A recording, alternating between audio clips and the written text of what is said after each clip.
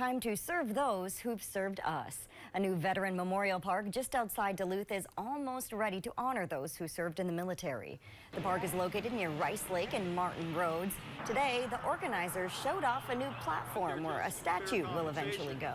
The land was donated to former Rice Lake Mayor John Werner, who was also a veteran and passed away in March. The memorial park was built in his vision and is expected to be finished in the spring. Captain John Marshall, a dear friend of Mayor Werner, is glad to honor those who fought for our country.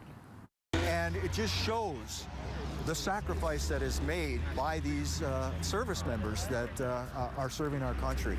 And so it's a beautiful thing. It really, truly is. Captain Marshall says they are still encouraging people to donate toward more work that still needs to be done at that park. We have details on where you can donate at northernnewsnow.com.